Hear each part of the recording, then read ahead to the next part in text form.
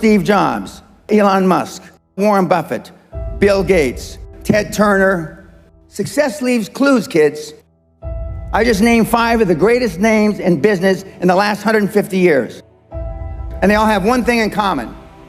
They're ball busters. They're hard as nails. Where does that leave you? See, in the real world, nothing comes easy. You have to put in the effort. You have to put in the blood, the sweat, the tears. If it doesn't hurt a little bit, if it doesn't sting a little bit, if it doesn't make you a little uncomfortable, you probably won't get very much out of it. If you don't feel like studying, sit down and study. If you don't feel like working out, lace up your running shoes and go for a run. If you don't feel like eating healthy, make the decision to choose the healthier option. When we make more decisions based on the place that we want to go, we allow ourselves to train our brains to know that we are in charge, that we are the ones making the decision, that this is our life. The official definition of self-discipline is the ability to control one's feelings and overcome one's weaknesses. Also, it's the ability to pursue what one thinks is right, despite temptations to abandon it. The future is very expensive, and only those who are carriers of discipline can inherit the future. I need you to stay motivated. I don't care if you have to listen to me 1,000 times. I need you to stay motivated.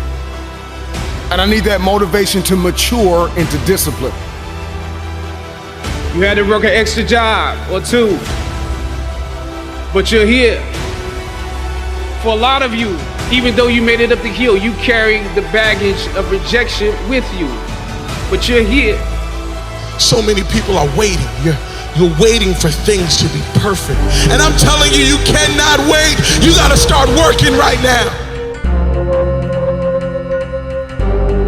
You don't get to choose how you start in this life, but you do get to choose what you do.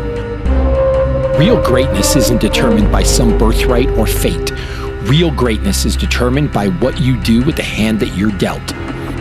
Wake up early, put time and energy and effort into the things that matter. Give time to the people that matter. Raise your compassion, raise your drive. Look at what you're doing every single day. What habits are you holding on to? It's not about you being perfect. It's about growth and development. And every single day, that when you look in the mirror, can you say that you gave today 120% of you?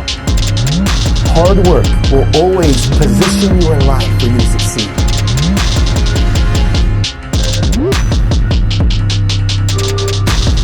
And I need you to believe in yourself. I need you to see yourself capable, lovable, and unconditionally worthy of your future. Everybody will try to put a limit on you. What I've learned is that nobody can stop you but you, and that you are going to have to break your own limit. Even though those moments may feel challenging, like the moment is just too big, like you're not enough to handle it, that's not true.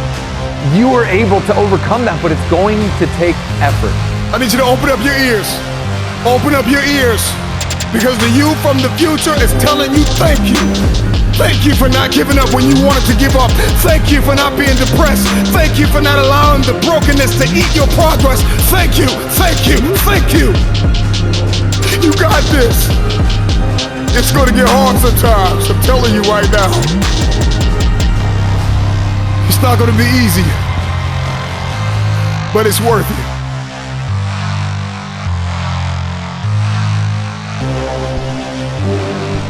There are key components and key ingredients in the recipe of a student mentality. Number 1, you need to be disciplined. The future is very expensive, and only those who are carriers of discipline can inherit the future. I need you to stay motivated. I don't care if you have to listen to me 1,000 times. I need you to stay motivated. And I need that motivation to mature into discipline. I need you to be self-aware. So I need you to remember that you are always learning. In life, you are always learning. And I need you to believe in yourself. I need you to see yourself capable, lovable, and unconditionally worthy of your future. Turn your pain into progress. I need you to see yourself. See yourself. One of the things that many students lack is vision. You got to see yourself before you get there. You have to hear yourself telling yourself thank you. I need you to open up your ears. Open up your ears. Because the you from the future is telling you thank you.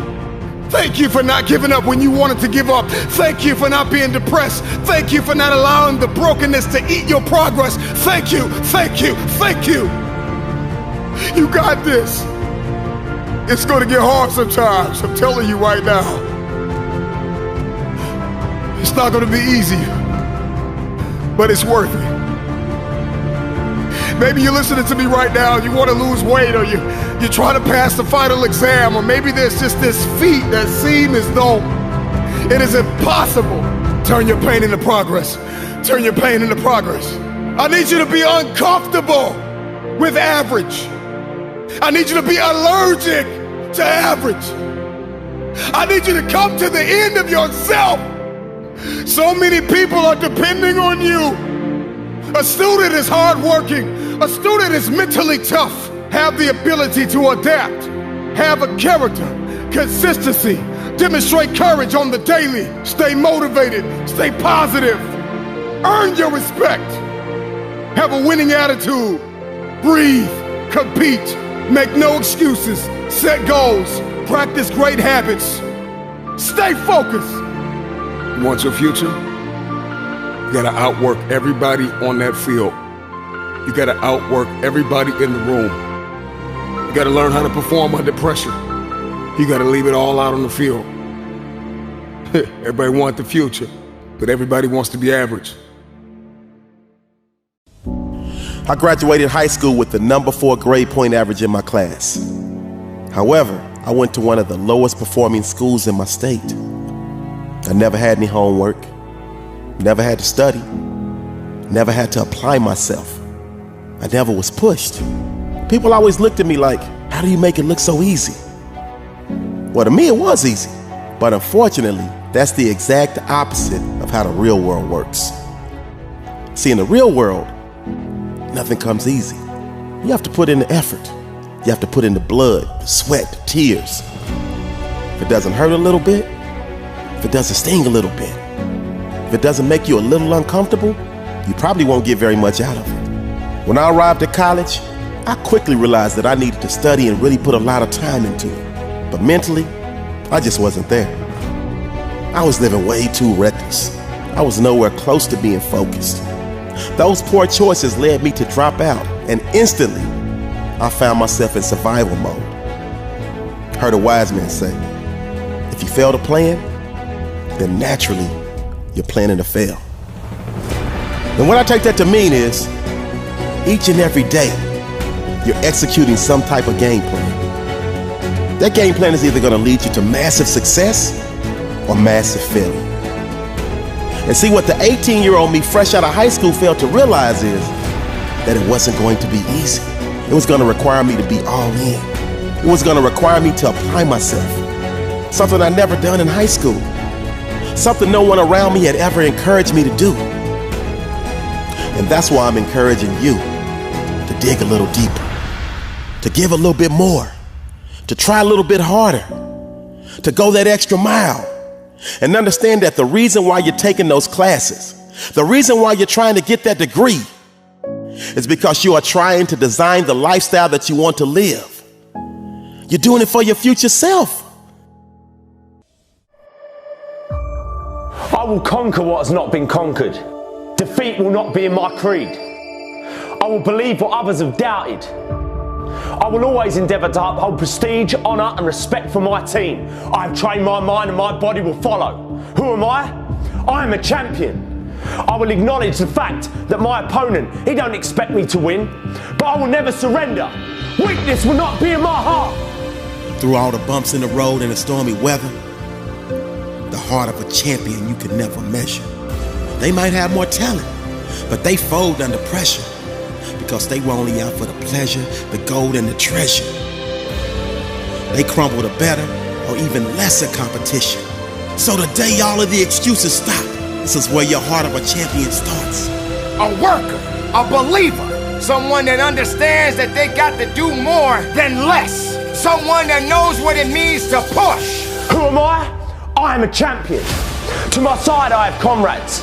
Comrades that have been with me through thick and thin, through sacrifice, through blood, through sweat, through tears. Never will I let them fall. Never will I let them down. And I will never leave an enemy behind, because our opponent does not know my heart. Who am I? I am a champion. There will become a time when you have to realize that you got to put in the work, and you got to understand that if you're gonna do it, you better do it with the right attitude. Because attitude is what's gonna take to get you to the level that you need to be and beyond it.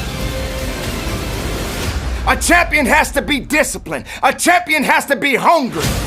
No one will deny me. No one will define me. And no one will tell me who and what I am and can be. Belief will change my world. It has moved continents, it has moved countries, it has put man on the moon. And it will carry me through this battle. Who am I? I am a champion. Defeat, retreat, those are not in my words. I don't understand these definitions. I don't understand when things go wrong. I don't understand mistakes, but I do understand this. I understand victory, and I understand never surrendering. Because no matter how bad things go, my heart and my mind will carry my body when my limbs are too weak. You got to understand within you is greatness. Who am I? I am a champion. Who am I? I am a champion. Who am I? I am a champion. Today will be that day. So I'm here because when I tell you about breakthrough, I'm not talking about something I read, a college course. I'm talking about I've been through it. So here's the first thing I want y'all to know. This is the year of the breakthrough. This is the year of the what? This is the year of the what? This is the year of the what? Act like you hear me. This is the year of the what? This is the year of the what? Act like it. It's hard when you're in the library and you studying and you read and you take the test and you get a 55. That's hard. So what I want you to understand about the breakthrough is that 90% is work, but the last 10%, that's fight. But you mean to tell me I'm going to every class and I'm still failing? You mean to tell me I'm reading every paper, I'm still failing? That's the hard part. The breakthrough is the hardest part, because the breakthrough is not about the X's and O's. The breakthrough is not about the weight room. The breakthrough is not about studying the plays. The breakthrough, that last 10%, is all mental toughness. The last 10%, the breakthrough is not about being better than them. You're already better than them. You're just not better than them mentally.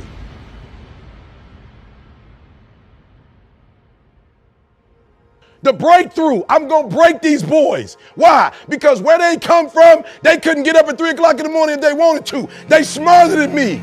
They come from privilege. They got the language, they got the code, they got the rules, they grew up in it, but they will not get up earlier than me. They will not put out more content than me. Beast mode, 1, 2, 3, beast mode, 1, 2, 3, beast mode. I beast mode my way to number one.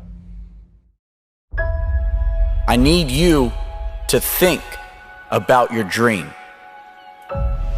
That big life dream. The people who dream and those people who dream big have a different kind of life than the people who don't dream. A winner is a dreamer who never gives up. Dreams require sacrifices. Like, my city's expensive, move. My car payments are high, sell your car and take the bus. This is dreams we're talking about. We're talking about dreams.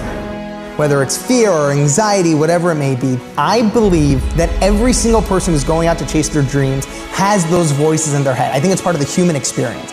Stop downgrading your dream to fit your reality and start upgrading your conviction to match your destiny. Stay strong, have faith, keep pushing through. I've said this before, and I'm living proof of it, is that on the other side of your struggle is something good. On your other side of your struggle is something better. On the other side of your struggle is some sort of success. Why would you waste 1 second doing something that wasn't progressing your dream? Go after this thing called life. Don't look back and have regrets. Understand that you're at a place and a position right now when hard work and valuing people, nothing can stop you, I promise you. So your dream will cause you to go insane. Because what you want, it hunts you every single night. See the big dogs, they won't give you the opportunity. You're gonna have to take it. I need you to remember your destination. You don't realize your dreams are so important because your DNA, who you are as a person, is wrapped up in your dreams. No matter what happens, you will not quit because quitting is not an option because you have a why, you have a passion, you have a purpose. I have a dream. Your DNA is in your dreams. Be the example for the crazy dreamers in this world. You have got to make a declaration that this is what you stand for. You're standing up for your dreams. You're standing up for peace of mind. You're standing up for health. You want it, and you're going to go all out to have it. What you want exists. Don't settle until you get it.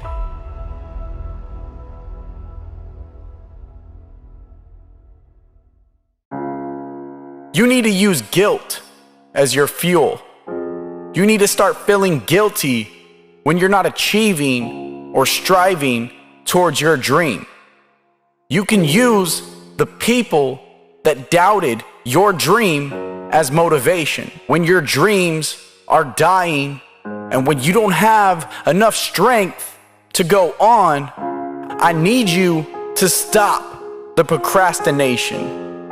I need you to let go of all limitations. So I'm here to tell you today that you can have anything you want, be anyone you want, but you're gonna have to work. See, dreams, aspirations, they're not easily obtained. But one of the hardest things to do is to keep going, is to keep chasing. People will give up their dreams for certainty. But I'm telling you that your life will start to change when you become more committed to your dreams than your comfort zone. Stop being pushed around by the fears in your mind and start being led by the dreams in your heart. This is your moment. And you gotta look in the mirror and believe that. Ease is a greater threat to progress than hardship. So take advantage of today. Take advantage of tomorrow. Take advantage of every opportunity that you have to do what you want in life. Life's too short to be working on someone else's dream. And I know it's difficult to follow your dreams, but it's even worse if you don't. You have to find a way to build your own dream, or someone else will hire you to build theirs. If you give up on your dream, what's left? Because the people who accomplish their dreams in this world stopped telling people about them and started showing them. They never once gave up on a dream just because of the amount of time it took to accomplish it.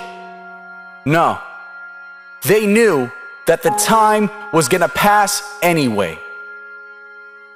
Every single successful person that accomplished a dream will tell you that as soon as you truly start pursuing your dream, your life wakes up and everything has meaning.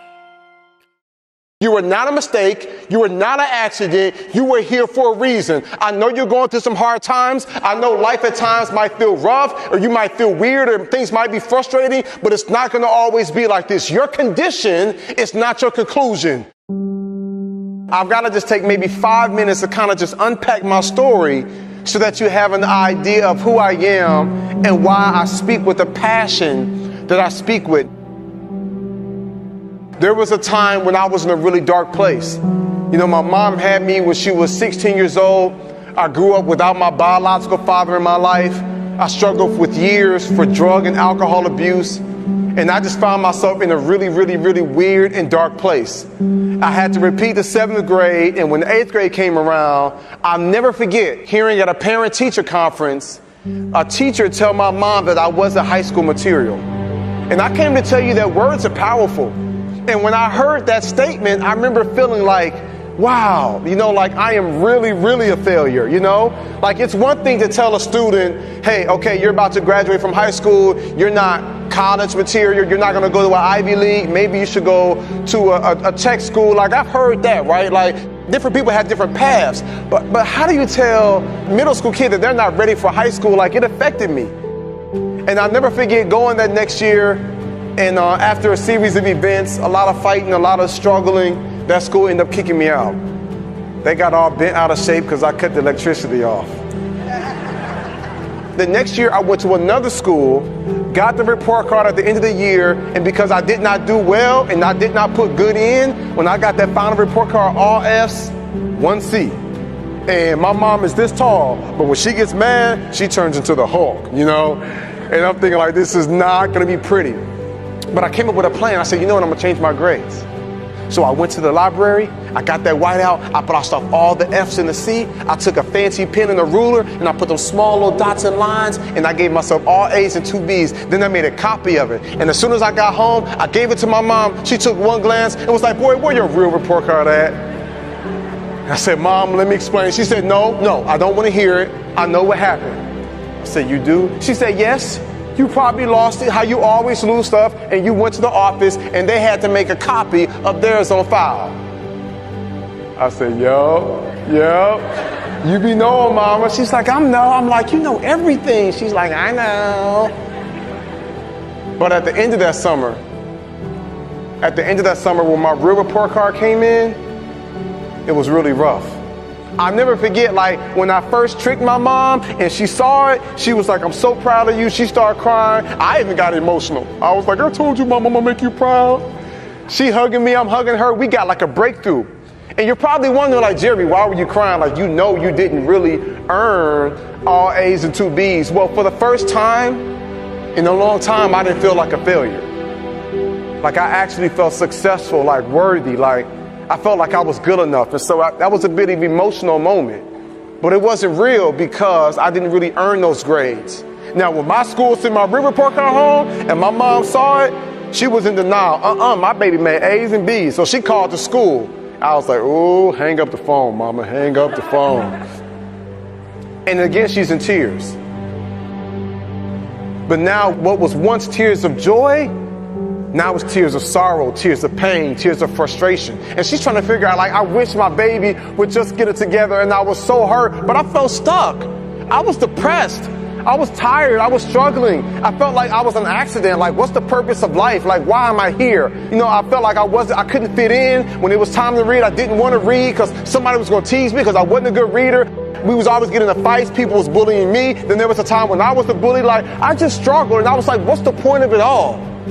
And my mom's a great mom, so she moved me to another school. So now I'm at the school now called Huntsville High. This is my third school for the 9th grade. Now I'm at this new school, and I don't know how to explain it to you, but I got a group of teachers, I felt like they were weird. They were saying stuff like, Jeremy, we believe in you. I'm like, me? One teacher was like, oh yeah, Jeremy Anderson, up top my man, this is gonna be the best year ever. I'm like, okay. One teacher, I had to ask him, I was like, wait a second, y'all are way too enthusiastic. Did y'all get my transcripts? Like, y'all got the right Jeremy? They was like, yep, we got the right Jeremy, but you're in a new season now. So you don't have to worry about the past. I was like, yeah, but you do know about last year. Yep. I said, you know, this is my third school. They was like, we're not worried about that again, Jeremy. You're in a new season now. So let's not bring old things into a new season. And they began to speak life to me. They began to encourage me. They began to affirm me. And because I was young and I was immature, I kind of felt like, well, you don't really understand my story. You don't come from where I come from. And I'll try to build a wall up. But you know what knocked that wall down? It's love. You know what knocked that wall down? It was perseverance. You know what knocked that wall down? It was like unwavering commitment and support. And I realized you can be black, white, purple, blue, green. We need each other. And if you're showing up because you believe in me and you see great things inside me, like maybe, just maybe I could do great things. Your mindset, your belief system is everything. and it is so powerful. And so I came all the way from Atlanta, Georgia to tell you, you are not a mistake. You are not an accident. You were here for a reason. I know you're going through some hard times. I know life at times might feel rough, or you might feel weird, or things might be frustrating, but it's not going to always be like this. Your condition is not your conclusion. There is so much more that's going to take place. There is so much more power that's inside you. If you make up in your mind, I choose to believe that I can do great things. And I promise you, my young friends, I got to a point in life when I was like, man, I got these teachers. They must really care. Like when you start having teachers that get diagnosed with cancer, but they still show up to school. One of my teachers had arthritis so bad, she couldn't even write on the chalkboard. Other teacher was going through a divorce. Another one that just buried her child. I'm looking at all these teachers that's going through life just like you, just like me, but they kept showing up. So something inside my brain said, maybe I am worth it. Something inside me said, maybe I can do great things. For them to jump through all these hoops and go out of their way to kind of connect with me, for them to make these sacrifices, maybe it is possible for me. It's the same way with you. Over the years, I have become intrigued and obsessed with the study of one of the most undervalued, underrated superpowers that exist in our world today. That is the study of the power of the mind. I don't think people really understand the power that they possess on a daily basis. It's a muscle that only needs to be exercised, and once exercised, its potential is limitless. Whether you think you can or you think you can't, you're right. Your mindset is how you set your mind. And every single day, we have a choice to move forwards into growth or back into safety. So be deliberate. Only you can change it. Use it well, and it will lead you to accomplish the incredible. Be deliberate with your mindset. Believe that you're in control of the outcome. If you can see it in your mind, if you can believe it in your heart, and have the courage to speak it, then you can pull it into your reality. So many people right now don't realize that our minds play tricks on us. Have you ever tried to go to sleep at night and your mind has been working overtime? Have you ever been walking down the street and thinking that someone is behind you? Our minds play tricks on us unless we make the conscious decision to develop a growth mindset. We will be lost. And we will be a victim to a mind that has been conditioned to focus on what is wrong, to focus on what is missing, to focus on what we haven't got. Where does that change come from? Because is it enough? You want the change. You have new goals. You have new plans. Is that enough? The secret is to work on your mindset daily. Work on the way that you see the world. Otherwise, you'll live your whole life seeing the world through someone else's eyes. You'll be a creature of circumstance. You'll be a victim of your life and not the master of it. Read books, listen to audios like this one. Start learning about why you do the things that you shouldn't do and why you don't do the things that you should. It's all because of the way that thing between your ears is wired. But know this, you're in control of rewiring it whenever you make the decision to do so. At any moment, you can take control back of your life and start creating a life that you deserve, not a life that someone else has paved out for you. You got to understand that there are going to be many circumstances that will require your full, undivided attention. You got to go through it to get to it. You have to understand it has to be a unique mindset. Setting a goal and then going beyond it. Realizing that there's work to be done. Making sure that all of the strings are attached. And make no mistake along the way. Now it's true that we all make mistakes and we will have many setbacks, but there's always room for a comeback. To understand this, you must realize that you must humble yourself, but yet be hungry enough to go after it with everything inside of you. Everything that is required depends on you. Having the mindset that regardless of anything that is around you, that is surrounding you, that is trying to drag you down, you must have the mindset. You must be strong. You must be resilient. You must be driven. And you must be able to take whatever's coming at you. If you stumble, if you fall, have the ability to get up. A winner is a dreamer who never gives up. It's important for you to understand that your experience facing and overcoming adversity is actually one of your biggest advantages. How strong is your why? It's not enough for you to just say, I want to do well. You have to believe that you will do well. And you have to pursue it. You have to keep going when you run into challenges. Those who succeed are not fearless. They had to show up even when they were afraid. And I know it's difficult to follow your dreams, but it's even worse if you don't. You have to find a way to build your own dream, or someone else will hire you to build theirs. If you give up on your dream, what's left? See, self-discipline begins with the mastery of your thoughts. If you don't control what you think, you can't control what you do. Your dreams are important.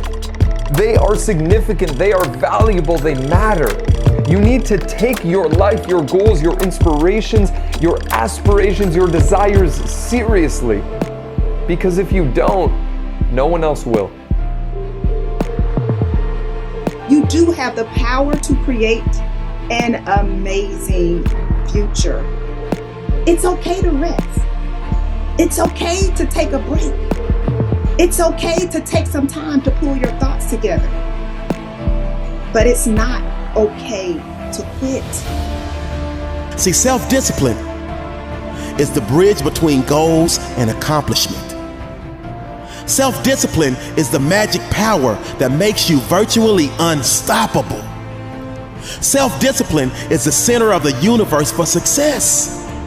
Self-discipline is doing within while you're doing without. There are going to be times when you feel like you're losing your mind, and you study for hours, and you're going to take an exam, and you will not pass. A student is resilient. A student is disciplined. A student is committed. A student is consistent. Why did you start in the first place? And what was the emotion, the feeling? What was the science and the psychology behind the decision that you made? And 9 times out of 10, I can tell you why you started. You started because you were hungry. This is the year of the breakthrough. This is the year of the what? This is the year of the what? This is the year of the what? Act like you hear me. Every dream requires discipline. Every dream requires discipline. You are your only limit. Your potential is endless. Go do what you dreamed you could do.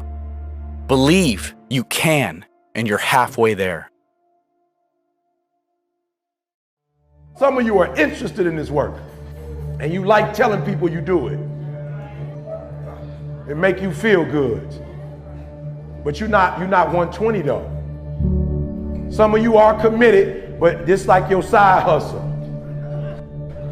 I'm just being real, y'all. I was fully committed. I left everything and started doing it. And because I was fully committed, the world responded to that commitment.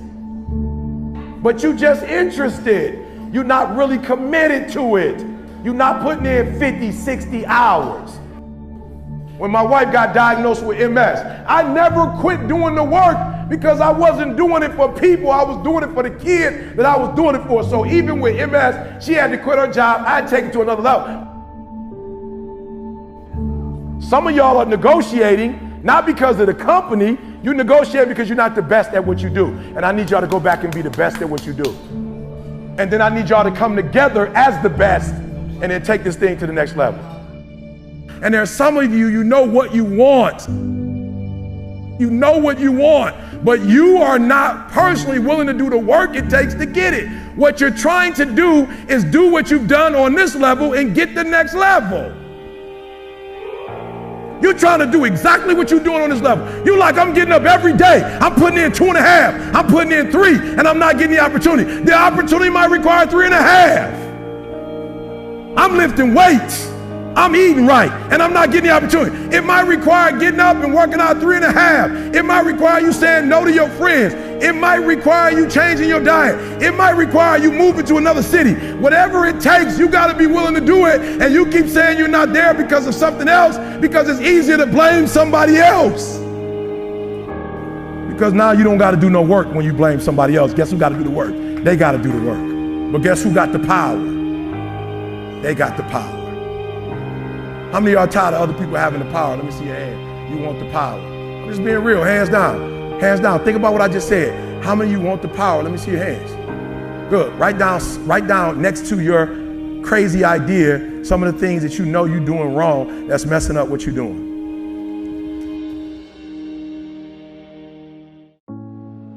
Actually being successful or like moving out of our mom's basement or whatever, we put so much energy and time into the presentation of not looking like that's the situation instead of putting the energy and time into actually finding a solution to that issue. And so at that point, it was like, okay, I've been putting a lot of time and effort trying to pretend things are good instead of actually trying to find solutions. And then that's when I started to do everything I needed to do to try to make money and just really, when I say embrace, it's not necessarily like accept it for what it is. It's almost like, okay, this is real. I need to figure this out.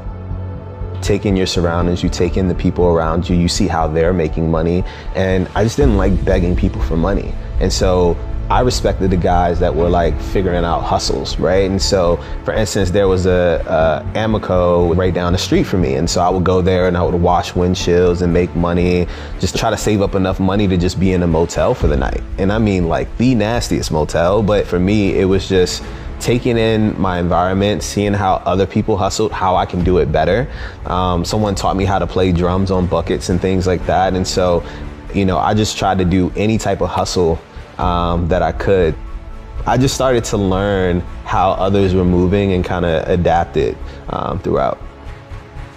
For me, it's opening your mind and opening yourself to people. I think a lot of people, they are ignorant. They are like rejecting change.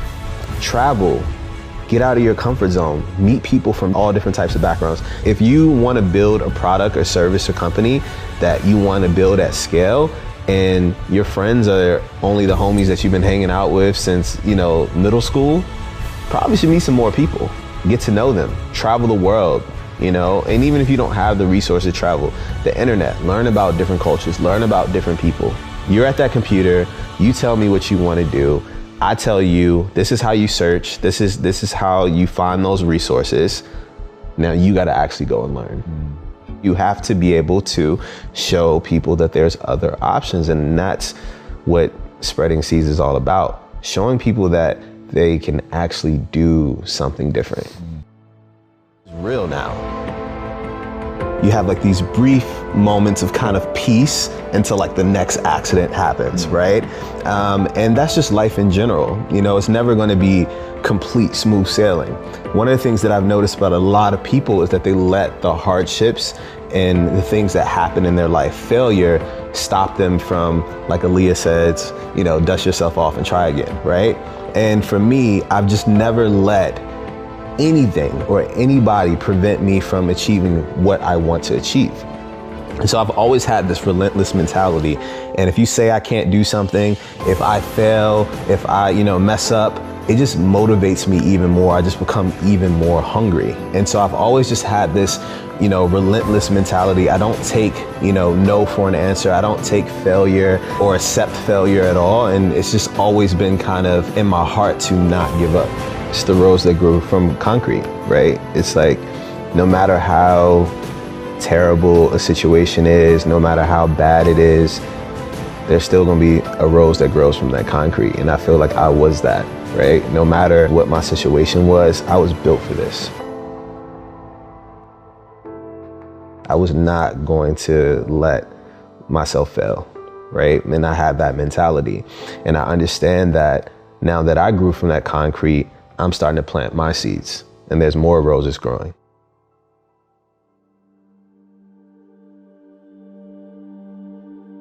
What's so special about the internet now is really anything you want to do, you can learn. Like if you want to learn how to code, if you want to be a developer, you want to build software, you want to build apps, you can literally go on YouTube and learn how to code.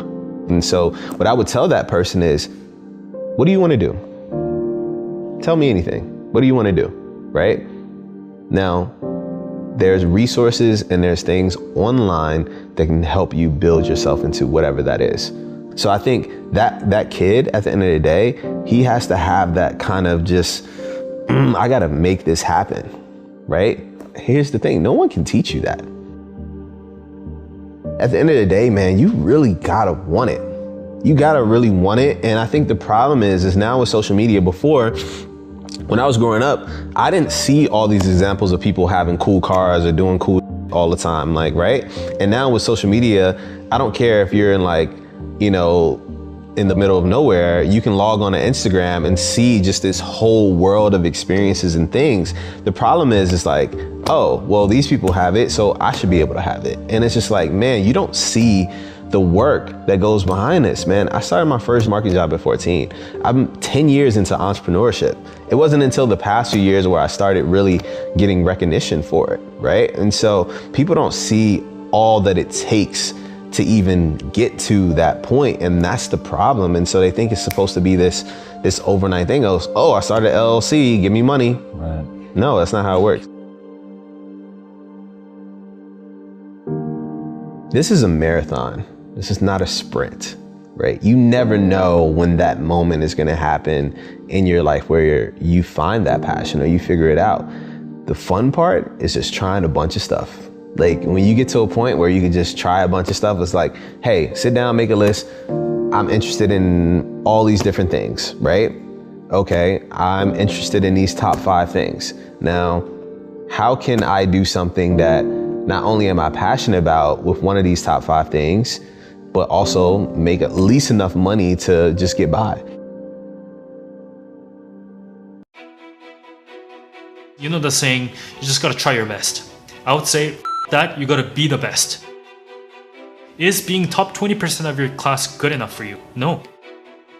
If you want something, you gotta get after it, and then you will start producing good results, and then you will build confidence along the way. Let's just cut to the chase. Here are 10 study techniques that I swear by as a medical student. They help me get into medicine, and I use these on a day-to-day basis. First, you gotta study from the testable core materials outwards. So let's say the box represents all the information that is presented to you, and the star in the middle is the testable material. Someone who doesn't know how to study will go from top to bottom, covering every single little detail, and when the exam time comes, they haven't covered like 20 to 30% of what is testable. Whereas someone who knows how to study will start from the middle, study from the core materials that is testable, and then study outwards, and when the exam time comes, although they haven't studied everything, they studied what is important and what is testable.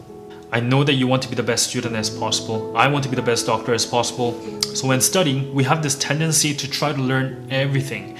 But we have to make this mindset shift from focusing on those long-term goals to short-term goals. And those short-term goals when you're taking courses is to pass and get good grades in every midterm and every exams that is presented before you.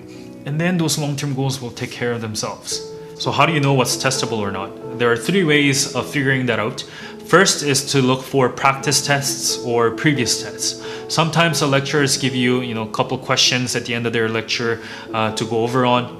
pay attention to those. I also looked online in undergrad to figure out if there were any practice tests lying around.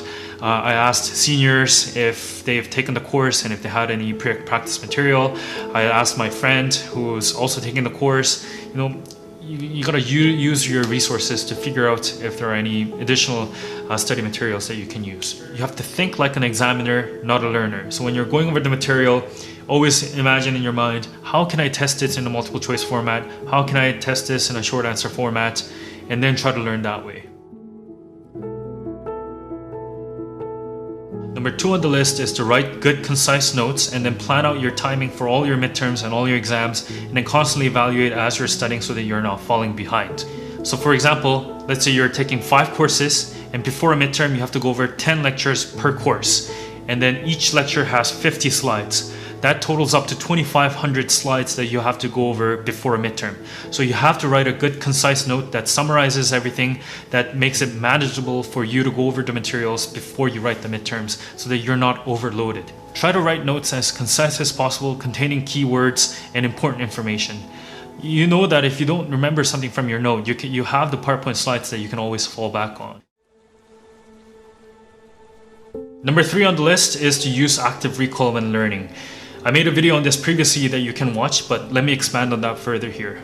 Let me start off by giving you examples of students who don't know how to study. So when presented with an information like mitochondria is the powerhouse of the cell, what they do is, without thinking, they just write. Nothing's coming into their brains. So what I do when I'm going over my notes is I read the information, I write only the keywords, and then as opposed to looking at my notes, I look at that keyword. For example, what is mitochondria? And then I try to think, mitochondria is the powerhouse of the cell. Why is it the powerhouse of the cell? And then I try to supplement information from the lecture. It is the powerhouse of the cell because it produces ATP. So I'm using all of my senses. I'm writing down, which is my tactile emotion. I'm saying things out, which is verbal. I'm looking at my notes previously. I'm using my visual cues.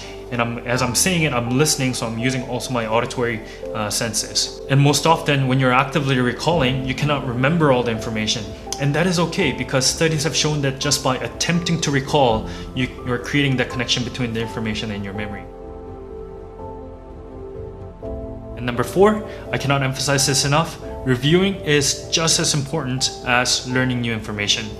So if I have 20 lectures to go over before a midterm, for example, as opposed to going 1 to 20 and then going back to 1 to 20, what I do is I go to 1 to 5, and then I review 1 to 5 quickly, and then move on to 6 to 10. And then once I'm done 6 to 10, even more quickly I go over 1 to 5, and then I look over 6 to 10, and then I go on to 11 to 15. Obviously, you have to time this correctly before a midterm so that you actually cover everything. Number 5 is more of a mentality thing. You have to study harder for your midterms than your final exams. You're gonna obviously study hard for your final exam, but you have to study harder for your midterms because that sets the tone for the entire course. Let's say you got a bad mark on a midterm, then the entire course is just a catch-up game. You're worrying the whole time, probably 2 to 3 months, worrying about whether you're gonna get a good enough final mark so that you can make up for getting a bad mark on your midterms. Number 6 is having a strong mindset throughout school year. I'm gonna come across as a little harsh here, but you know the saying, you just gotta try your best. I would say that you gotta be the best. Is your best really the top 1% of your class? Is your best the top 5% of your class? If the program that you want to get into in the end has less than 10% acceptance rate, is being top 20% of your class good enough for you? No. So if you want something, you got to get after it, and then you will start producing good results, and then you will build confidence along the way.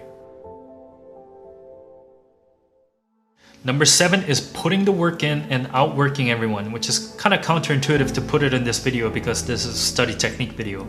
But compared to someone who knows all these study techniques but doesn't work hard, someone who doesn't know any of these techniques and is just putting the hours in studying and getting the information into their brain is always going to beat that person with better study techniques. I wasn't the brightest person in my class, so what I did was I just literally outworked everyone. How do I know that? I walked into a library before everyone else, and I walked out of the library after everyone else. I spent my time studying on Friday nights, Saturday nights when everyone was going out partying, and there was one other student that was leaving the library at the same time late night, and he's now a cardiac surgery resident at U of A. So things like that happen, so you just have to outwork everyone if you really want to be successful. Number 8 is getting a serious study partner and friend who want it as bad as you. If you think it's gonna be hard to find them, well, if you start studying late nights at a library all the time, you tend to come across these guys. It's hard coming in early in the morning and leaving late at night, coming in on weekends. But in undergrad, I had a group of friends who I really studied with, and we didn't really disturb each other. When it was time to study, we studied. We didn't interrupt each other. And when the business was taken care of, we went out and had fun.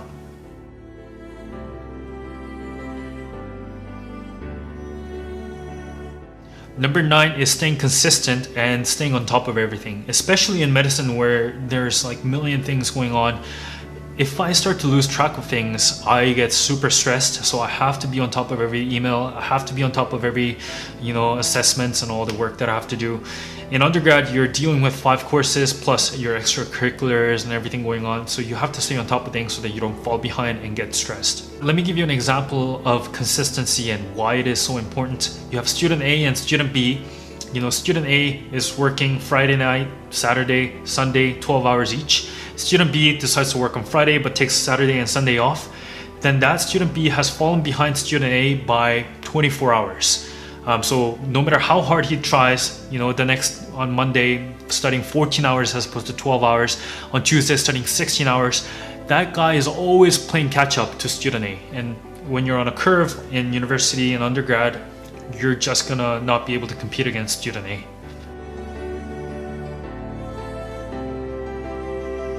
Number 10 is effectively controlling your anxiety and your worry when you're going through school. There are 2 types of warriors. One is someone who doesn't study and is worried about not studying.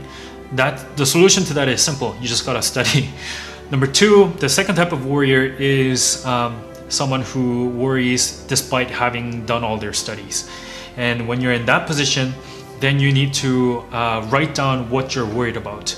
So on a notebook, on an iPad or whatever, you're worrying because you're not seeing what you're worried about. So divide a line halfway in the middle, write down what you can control and what you cannot control. And something like what you can control is waking up early, going to the library and studying for X amount of hours and staying focused when you're studying. What you cannot control is the actual grades that I'm gonna get from this course. So if I'm worried, am I gonna get a B? Am I gonna get a B plus? Am I gonna get an A minus, A plus? You cannot control that. Just focus on what you can control, and you just have to give up on what you cannot control. I bet most of your people who've sat in this chair, it's not about what college they went to. It's about their own initiative, their own drive, their own ambitions, their own curiosity.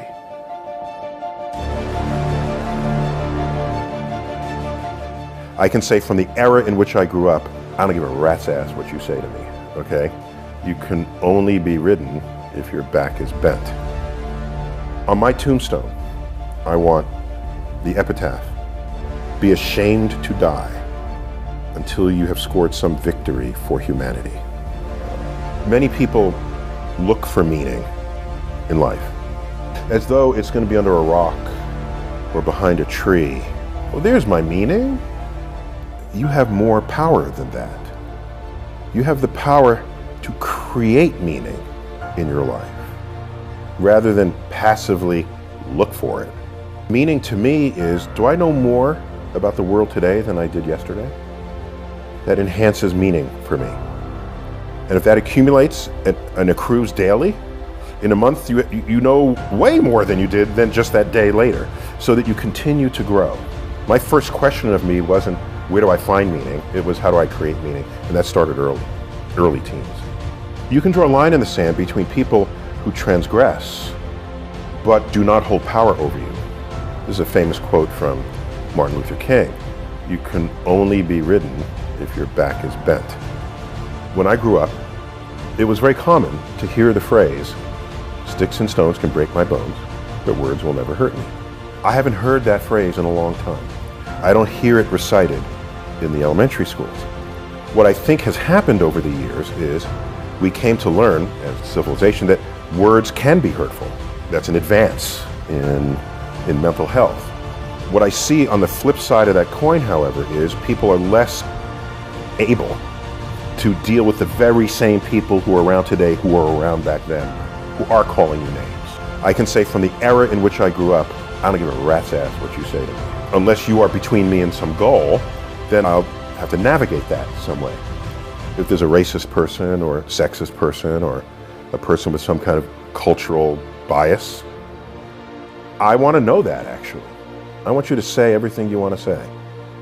Then I'll say, okay, that's who you are. That's how you're thinking. So now what do I need to do because you're in my way? Do I dig under you, go around you, leap over you? Or do I go this way and then come out the other side? Yeah, it's longer, it's more effort, it's more energy, but on some level it's sort of same different day. I can't say you're being racist, you're being, that's not, you got to navigate it. I think high school, that's where you learn how to deal with difficult people. There are people who are nasty. You're going to have to navigate them. There are people who you cannot interact with for whatever reason or another. They're going to be in the cubicle next to you in your workplace. So I think we undervalue the total social pot that people are tossed into in their high school experience. They want to say, oh, I could have learned more, but I had to deal with all these people. Hey, having to deal with all these people is now in your portfolio. Your motivation for the guests that you have in this couch. They had some vision statement and they have grit. Okay, they got knocked down, they stood back up, they tried another way, they got knocked down again, then they were successful, either measured by wealth or influence or just joy in their life's passions. For me, what I do for the public, 80+% of it is driven by duty, not by ambition. That's how I view it, if that were the case. This is how I ended up hosting Cosmos in 2014. Anne Druyan, the widow of Carl Sagan, who is hugely talented, she approached me and said, would you consider hosting Cosmos? I said, there's a dozen people, maybe half dozen others, who would jump at this opportunity. I don't need to do this. I really don't. Then I thought about it and I said, well, I met Carl Sagan when I was 17. I was applying to colleges, he was at Cornell. I had been accepted at Cornell, but didn't know what college I wanted to go to. And the admissions office saw that I wasn't totally in the moment there. They had forwarded my application to him for his reaction. And he sent me a letter. And I get this letter and I open it and it says, I understand you like the same stuff I like. Do you want to come visit the campus to help you decide if you want to go to Cornell? He met me outside his building on a Saturday. Did something really cool. He reached back, grabbed a book off the shelf. It was one of his books. And he signed it to me. Neil Tyson, future astronomer, signed Carl. Later in the day, I'm ready to go back to New York. It begins to snow, as it does often in December in Ithaca. And he says, here's my home number. If the bus can't get through from the snow, spend the night with my family and go back tomorrow. I'm thinking, who am I? Why? I'm nobody. But I was somebody to him. And I said to myself, if I'm ever as remotely famous as he is, I will treat students the way he has treated me. If we can fold this memory into this next cosmos, then we have a way to justify who and what I am as the next host, because a torch got passed. It wasn't passed in 2014, it was passed in 1975 to Neil Tyson, future astronomer. I still have that book. And what is an adult scientist? But a kid who's never lost the curiosity. I'll tell you, the one thing that will build confidence you need to actually put yourself out there in this school year is letting go of what other people think and living your version of life. Because too many students are living a watered down version of someone else.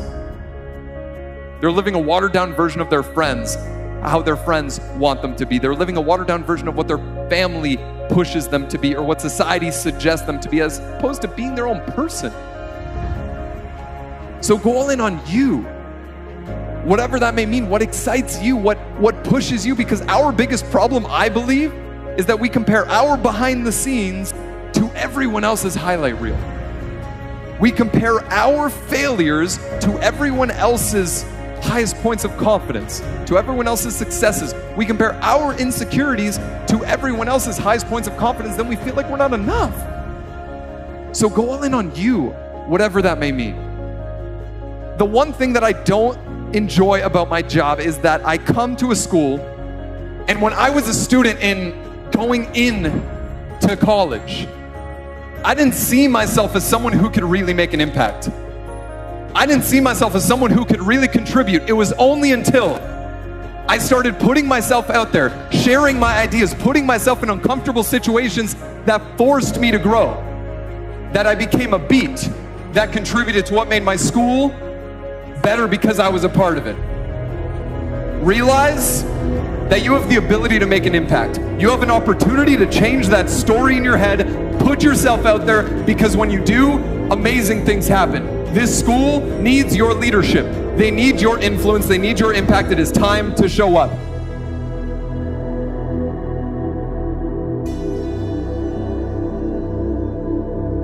We're all carrying things in our path. All of us are carrying these stories that are imposed by other people, by friends, by family, by society, by Instagram. And what happens is, when we are faced with a challenging situation, we approach it with all of that stuff. Some of you believe the stories that you've made up in your own head. The story of I'm not good enough. The story of I'm not academically inclined. The story of I'm not a morning person. The story of I can't really make new friends. The story of I can't really have an impact on the people around me. And now listen, I want to be abundantly clear. I'm not the guy that's going to come in here and tell you what stories to tell yourself, but I want you to get back to the place where you can start telling yourself better stories. Stories that you are enough, that you are charismatic enough, that you are courageous enough, that you aren't like them, and that's okay because you are like you. I believe when we stop believing the stories that we tell ourselves in our own heads, and start telling ourselves new stories that are actually aligned with who we are and who we would like to become.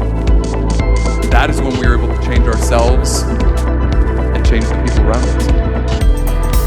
But I want you to raise the question within yourself of defining the snake in your life.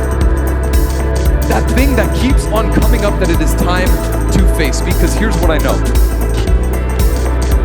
Every single person in this room, student and faculty, has something that comes up that tries to get in their way, make them want to quit, turn around and walk away.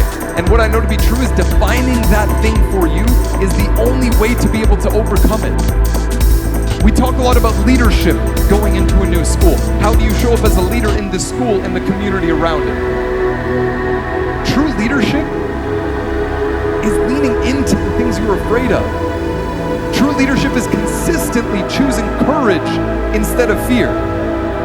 True leadership is having the courage, the audacity to take on challenges, things that don't make you feel good, while inspiring other people to do the same. It takes courage to make a new friend. It takes courage to stand up for that person that you see on campus isn't being done right.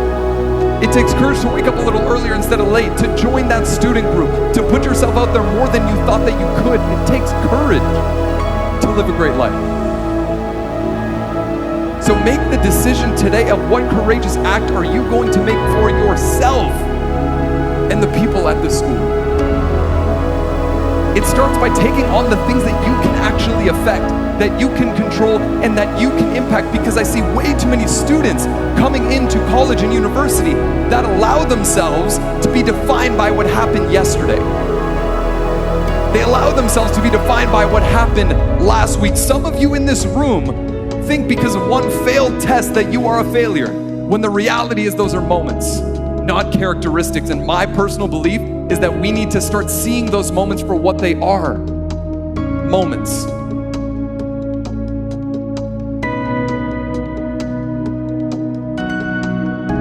You went to IU, right? Now you got a lot of people that say forget about school, drop out of school. They're idiots. So you think they're idiots. Tell me why.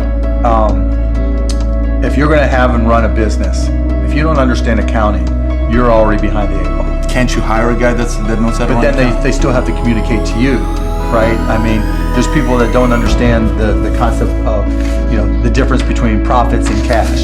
Your accountant might tell you you're profitable, but your cash is going down. Not understanding the breakdown. And when you don't, do you think you need college to learn that? Yeah, I think you do, right? Because it may not, for some people, look, if you're so self-motivated that you can take an online course in accounting and teach yourself everything, you're way ahead of the game anyways, but most people aren't.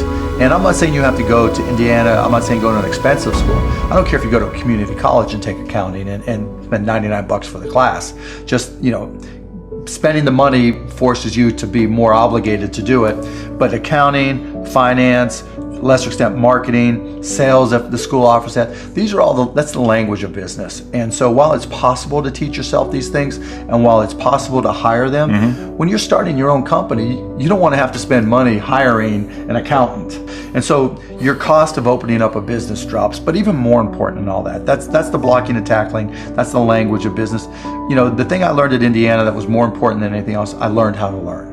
And learning became far more important to me, because the one certainty in business is that it's always going to be changing.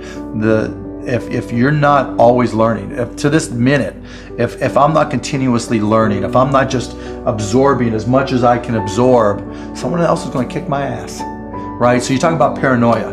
The greatest source of your paranoia should be knowledge. If someone else knows more than you do, and if you're not learning, if you don't know how to learn, if you don't have a thirst for learning and acquiring information, you're SOL. People like to say, the only stupid questions are the ones you don't ask, and that's not right? Because the questions you ask tell whoever more about you than anything else you do. Because in particular, it tells me about your preparation. If you ask me questions about just basic things that you should have known and you should have down to a science, that's going to disqualify you almost more than anything. Do you think there needs to be a healthy level of paranoia? Oh, absolutely. There needs to be. Oh, yeah. I mean, I always say, for every one of my businesses, I say, what would I do to kick my own ass?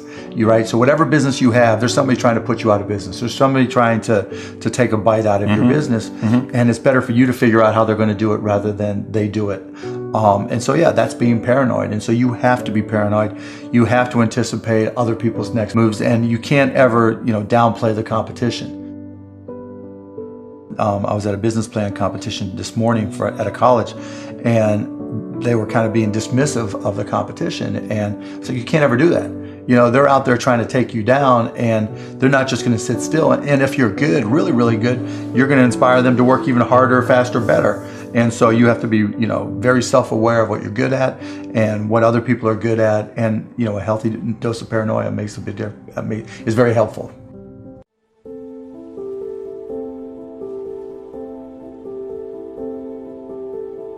If you're not always learning, to this minute, if I'm not continuously learning, if I'm not just absorbing as much as I can absorb, someone else is going to kick my ass.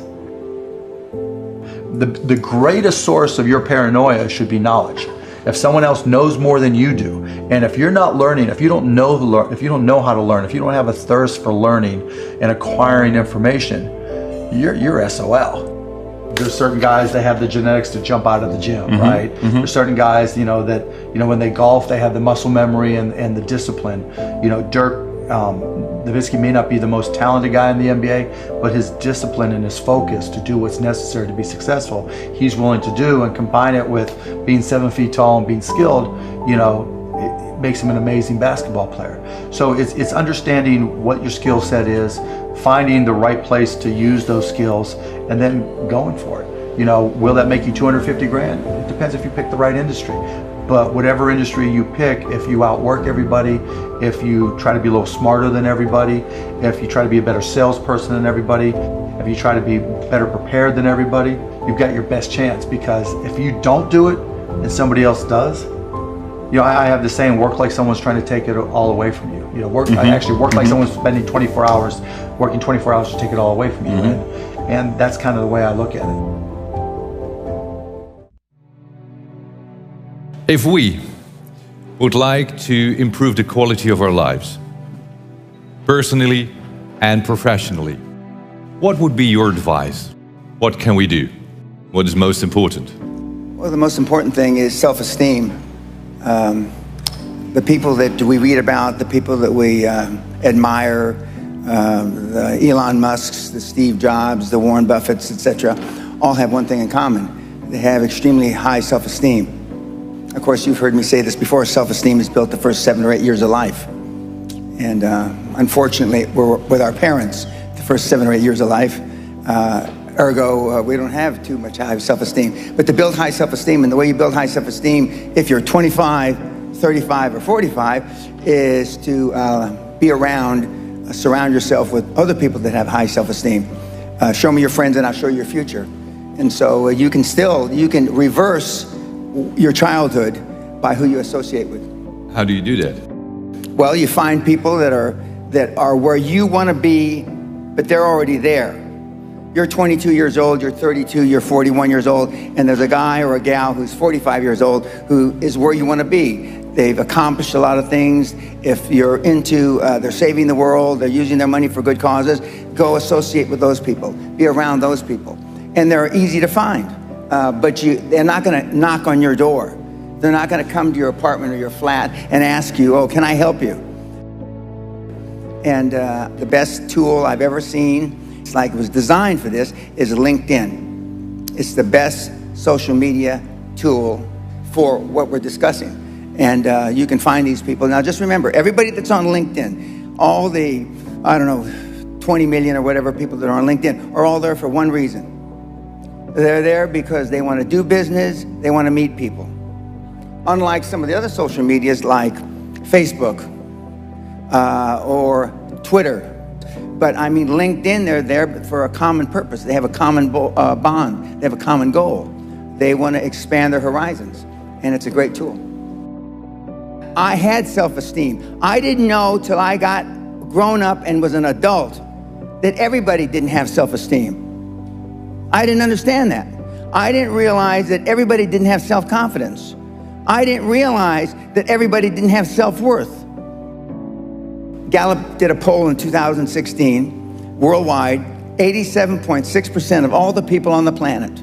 We'll just round it off. 87% of everybody that walks the face of the earth, 7.65 billion people, are unhappy. The high-performance people, the one thing that they all have in common is they're hungry. Hungry for a better life. Hungry for change. Hungry for the tough love their parents didn't give them. I wanted the poor kids to understand that they had a methodology. There was a methodology used by one of them that was once poor and got in a lot of trouble. You can do it if you want to do it bad enough. The operative part of that little description is if you want it bad enough. Muhammad Ali, arguably one of the greatest fighters ever, he was talking shit since he's 14, 15 years old, I'm the greatest. Before he ever had a professional fight. My father said, if you've got something in your mind, it should come out of your lips. The squeaky wheel gets the grease. And you've been taught all your life not to ask. You've been trained, keep your head down, don't embarrass yourself, don't embarrass the family. Don't say things that may not happen. And I do just the opposite. I tell you to set goals beyond your lifetime. I tell you to set goals as soon as humanly possible. When kids come to me, they want to make 1 million, 10 million, and then when they've made 100 million, they say, Mr. Pena, we would have never, ever dreamt that we could create 100 million until we met you. You will never exceed your highest expectation. You will never exceed your highest, craziest thought. Never. That's a guarantee.